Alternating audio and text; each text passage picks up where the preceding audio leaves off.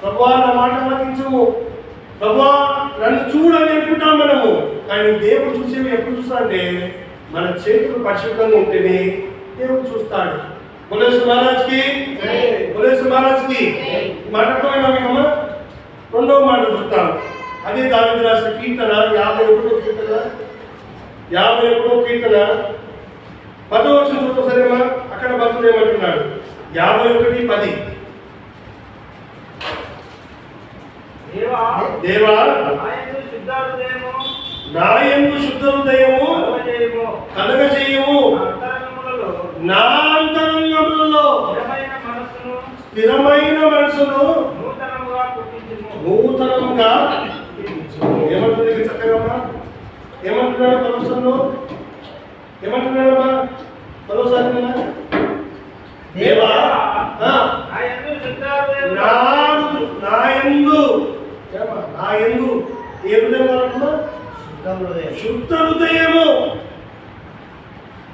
మనుషుల్లో శుద్ధ హృదయం లేకుండా ఏవేవో చేస్తే అది దేవునికి హేయము. దేవునికి ఏంటమ్మా? హేయము. హృదయం శుద్ధి లేకుండా ఏమి చేసే లాభం లేదు. ఏం చెప్పానమ్మా? కొంతమంది ఏం చెప్పానమ్మా? ఫస్ట్ ఏముంటానమ్మా? మన చేతుల్లో నిర్దోషం. మన చేతులు ఎలా ఉండాలమ్మా? నిర్దోషం అంటే దోషం లేని చేతులు మనం ఉండాలంట. రెండోది శుద్ధ హృదయము.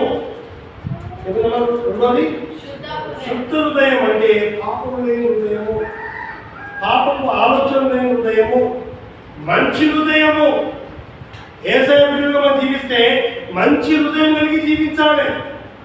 ఎప్పుడైతే అలా జీవిస్తావో అప్పుడు నువ్వు పరిశుద్ధుడవు, నేను పరిశుద్ధుని.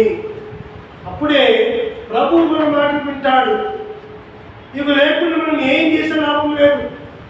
ఏమన్నా సామెత తెలుసమ్మా? సామెత ఈ గినిషంలు ఉంటాయమ్మా. గినిషంలు నీళ్ళతో తప్పున వాడేస్తే సపడ ఎక్కువ వస్తుందా? ఉత్తరే వాడేస్తే సపడ ఎక్కువ వస్తుందమ్మా? ఉట్టిగా వాడేస్తే డమా డమా సపడ వస్తుంది. నీళ్ళు దాన్ని ఎదురు పెట్టి వాడేస్తే సపడ రాదు. అలాగే మన జీవితంలో కూడా హృదయం ఎలా ఉండాలంటే కపటం లేని జీవితం కాదు, శుద్ధమైన చేతులు, నిర్దోషమైన చేతులు, పాపం లేని జీవితము, అన్యాయం లేని జీవితం జీవించమని దేవుని ఒక మాట కోరుతుంది. ఈరోజు అనేక మంది ఈరోజు చెప్తున్నాం. మనకి ఈరోజు ఉదయం నుంచి మా ఫోన్లో మీ ఫోన్